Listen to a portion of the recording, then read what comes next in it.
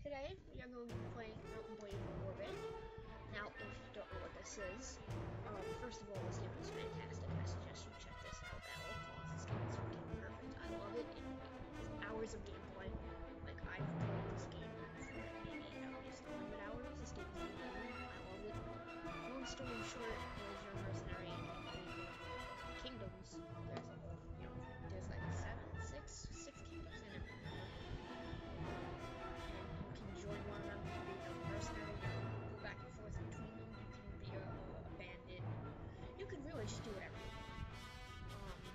Personally, I like to join an army, sometimes you can also create your own kingdom, build up your army, create another kingdom, temporarily after, you can join your own kingdom. That's pretty cool, although that's very difficult, but anyway, we're just gonna hop right into this. But yeah, just, if you guys like this game, give it a try. This game is utterly fantastic. I think there's a sequel coming out to Warband sometime soon, and I cannot wait. So we'll hop right into this. One thing I like about this game is the mechanics are very good. And it's not respawn. It always does this with this function. I'm just gonna do this thing. Anyway, how's your day? You said something.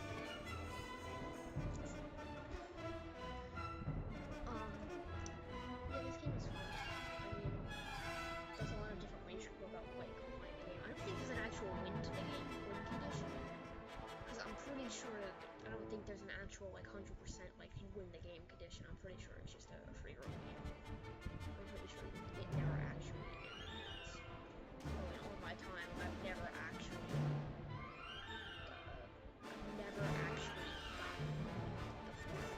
I've played on my main something days, not in real life, but in games, and I haven't even came close to being Anyway, welcome, adventure, to Mountain Blade Warband. Before beginning the game, you must create your character. Remember that in traditional medieval society, depicted in the game, or in politics, are usually dominated by male members of the nobility. That does not, however, mean that you should not play a female character, or one who is not of noble birth. Male nobles may have somewhat of an easier start, but women and commoners can attain all of the same goals, and in fact may have much more interesting, if more challenging, early game. Now, I've played a woman once or twice, but I don't like doing it due to the sole fact that it is a pain in the ass to get any kingdom to actually like you, due to the fact that you're in medieval times that you're a woman. And then I don't really like doing the noble birth right off the bat. I feel like I like rather going straight for it, stuff like that. Winner, my father, you're born using that land far away. Your father is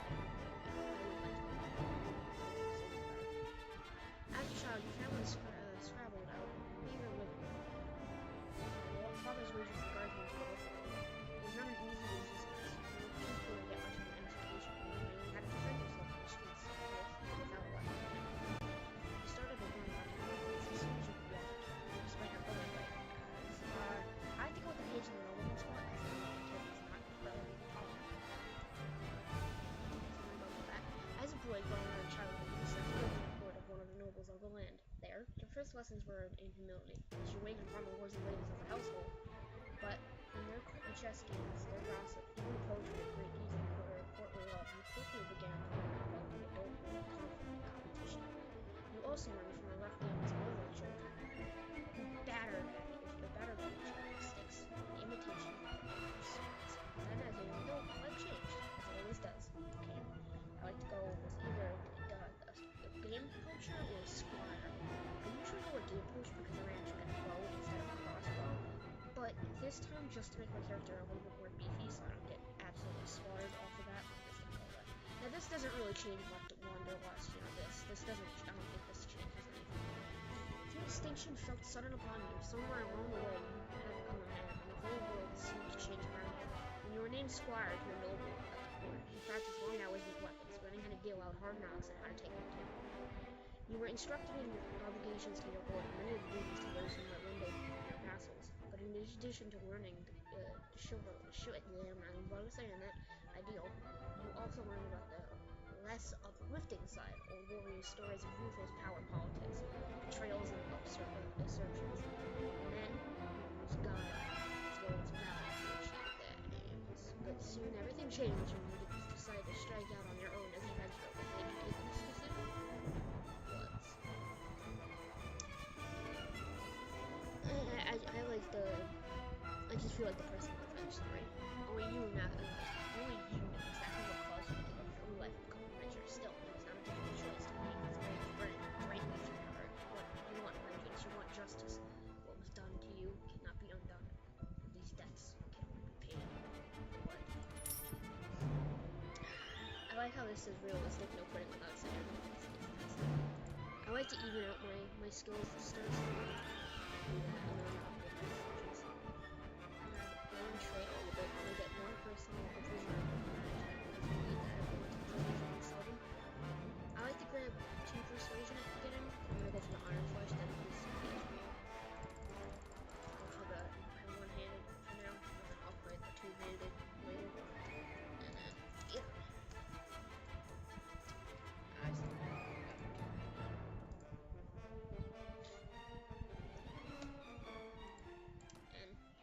Here's the character creation. It's pretty big, to be honest. This game came out in 2010, I think. It's pretty old, to be honest, but it still holds up. It's pretty good. I like it. Me.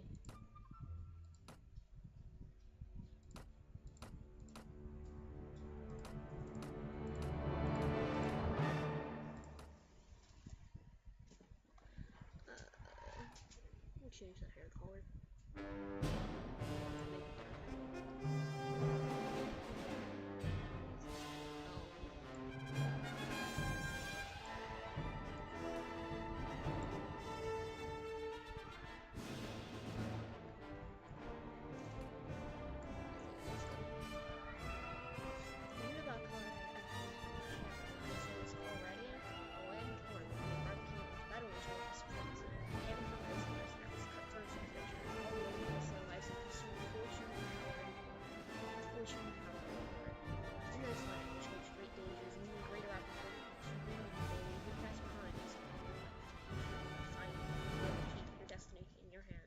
Free to choose as you will, and that whatever course you take, the adventures will await you.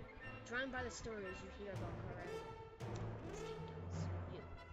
I like to go with the Nords or the Vikings. Now these two like to go to war with each other a lot, but they're very good when they start. Nords, their infantry is one of the best in the game. Vikings, their archers, one of the best in the games.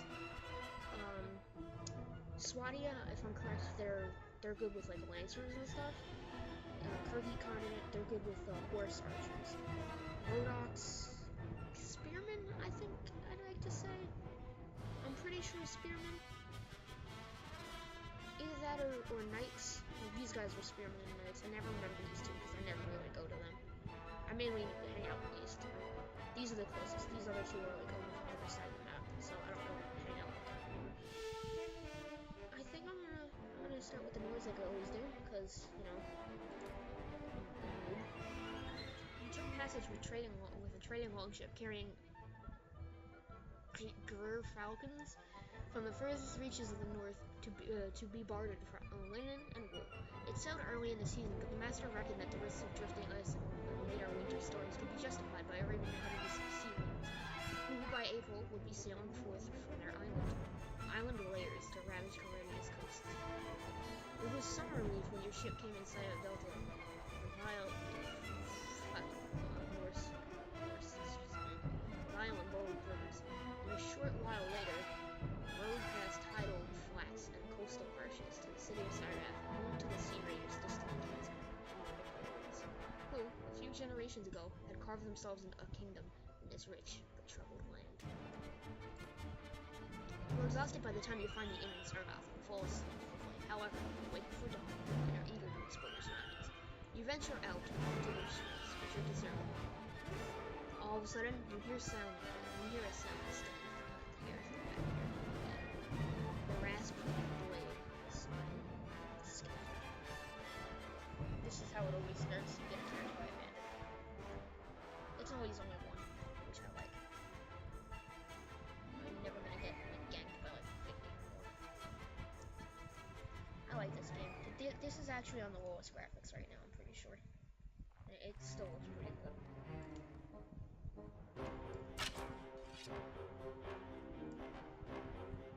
I like the crossbows better because the crossbows you have to reload after firing once, which I don't like.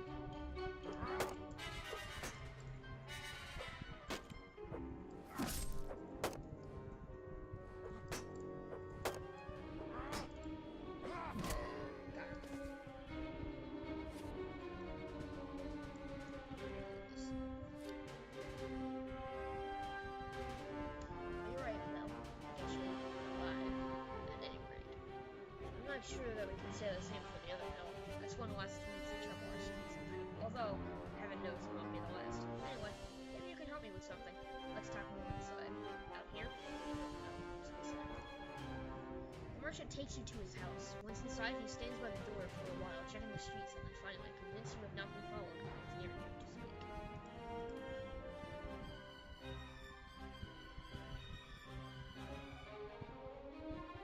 Seems to be a little salty. Maybe it's because my computer shitty recordings. Let me try to fix the settings.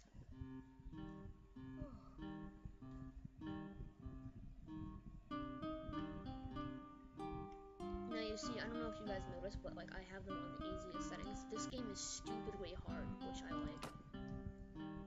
It's oddly hard for this kind of game. Make sure everything's on the lowest it can.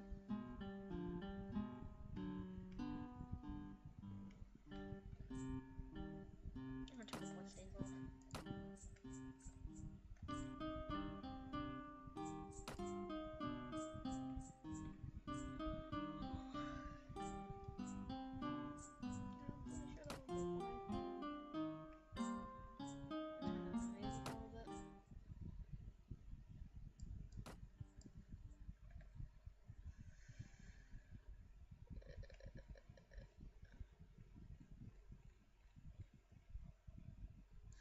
With the shot difficulty.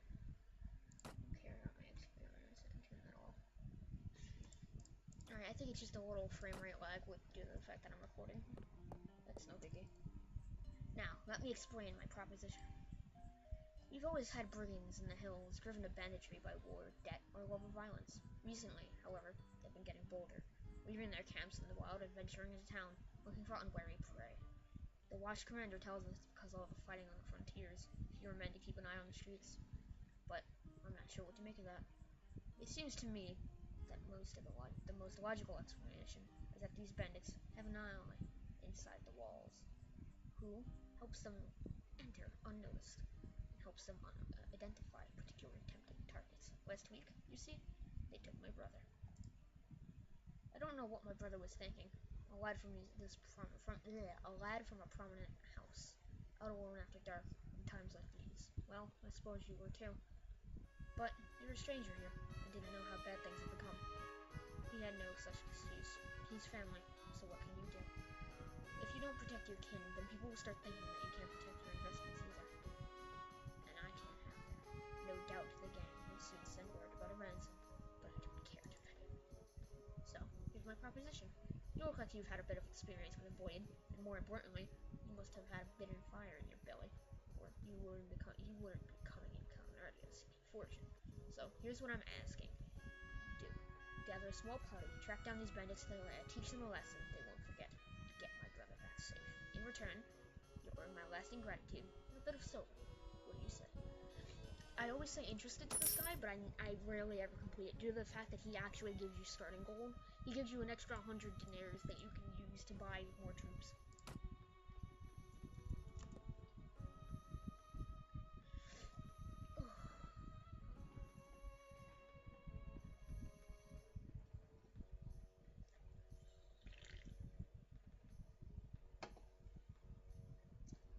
Just my luck.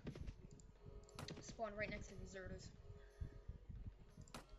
No, you see, I think he gives you an extra. Yeah, you start off with 70, but he gives you an extra 100. Which is nice. You always start off with a smoked fish, and you know the correct equipment according to what you chose in your backstory.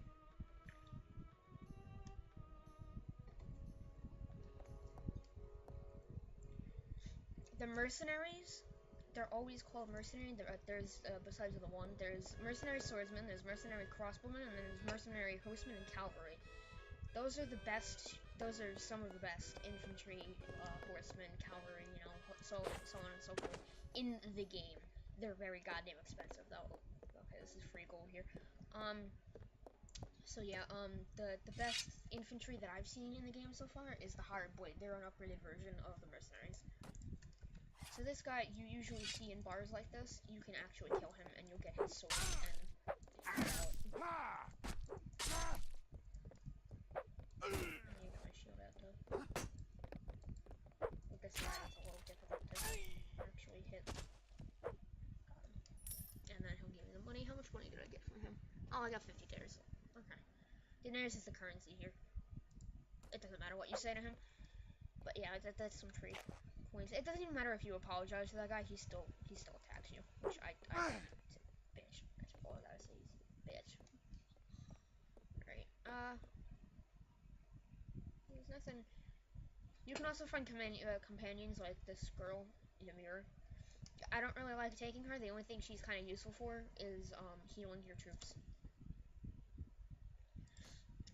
My favorite companion is Mathilde. She's like one of the best companions in the game. And when you raid villages, she doesn't bitch. Most companions do sometimes, but she doesn't, which I like. It's very useful. I hear swords clashing. That means someone's fighting. Okay, one recruit, whatever. Okay, so here's the King of the Nords, King Ragnar. He's always a nice fellow. That's all I gotta say. Is he's a very, very nice fellow. Do I know you? I am Ragnar, ruler of the kingdom of Nords and the lord of Sargoth. You may be of common birth, but know that I'm always looking for good men to fight for me, if they can prove themselves to be worthy of my trust.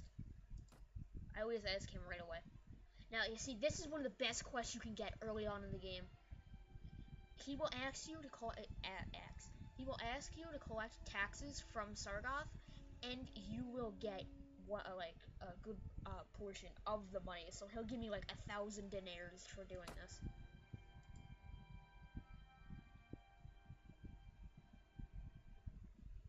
I'll get like half of the not half of it, but like 25% of the taxes, which is fucking great. Especially with a kingdom, like one of them big kingdoms like Sargoth, you will get a lot of money because Sargoth is rich. Sargoth is the main Nord kingdom, and it is rich. Before I go there, I'm gonna stop off because if you'll get a thing that it'll like be like, oh, the people whatever are asking you to cut the taxes by half, and if you deny them, sometimes they'll attack you. Sometimes. They may, due to the fact that I only have 2 troops, but we'll see. It'll take us 7 days to collect this, but it'll be worth it.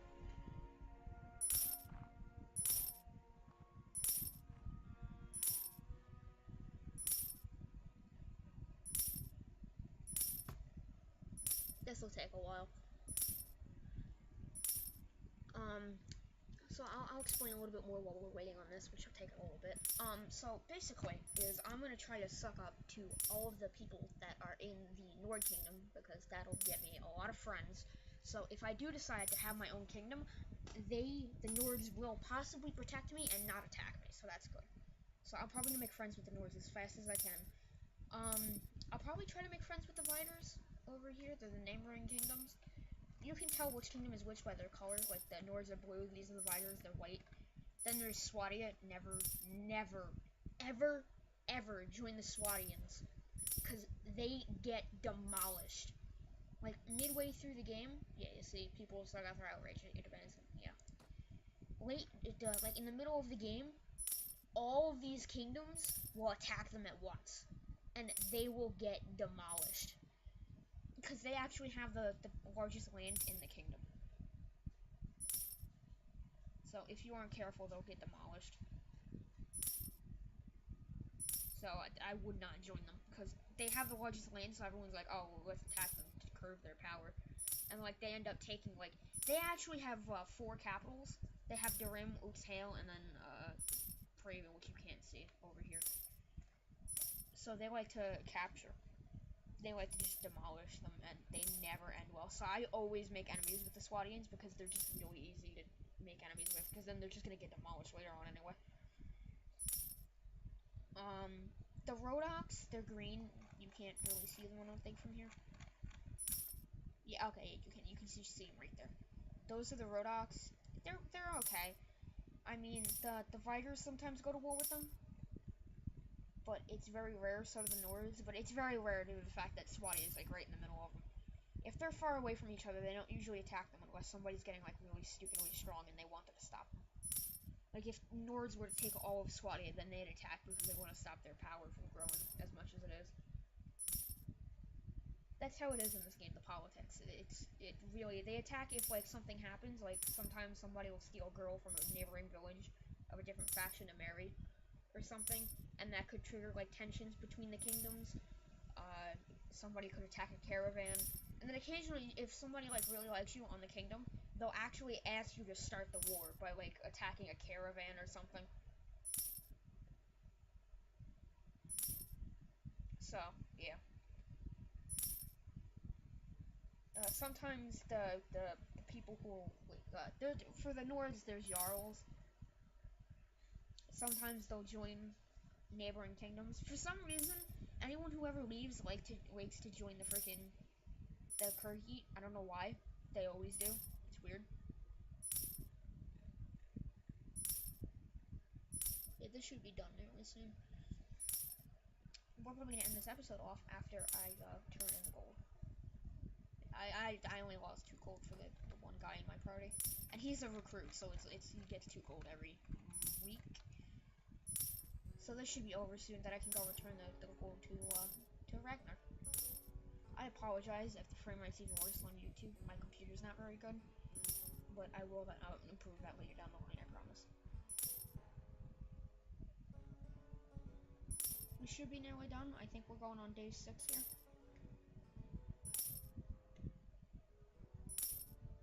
So there's that. I'm probably gonna, after I return this in, I'm gonna go look to see if there's any feasts going on.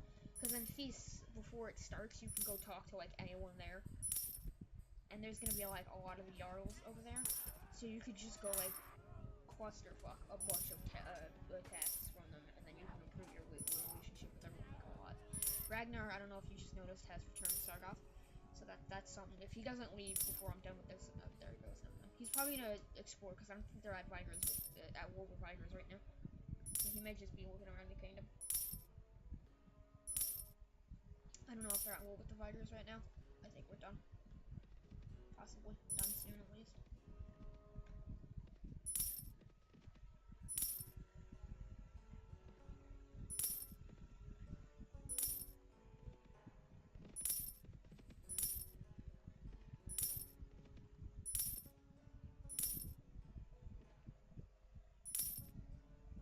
Usually it doesn't take this long, but due to the fact with the frame rate a little iffy right now, it's gonna take a little bit extra longer. It shouldn't take too much longer, I don't think.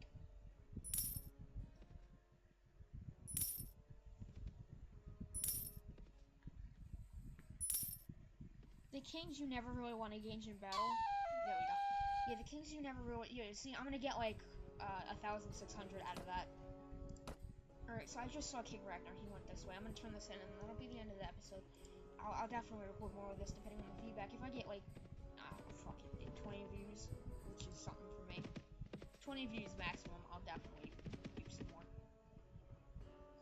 So here's King Ragnar. We'll see how much he gives me back for the quest. You know, stops lagging. Yeah, I feel like at least like 10 likes, 30 views maybe. I'll do another one for sure. There we go. Yep, there you go. Nearly 1,200. So now my relationship with him has went up to 1, from 1 to 3. So that's nice. Okay, so that's it for this episode. I hope you guys enjoyed, because I know I did. I love this game like a lot. So I hope you guys enjoyed, and I will definitely be making more of these. So I will see you guys next time.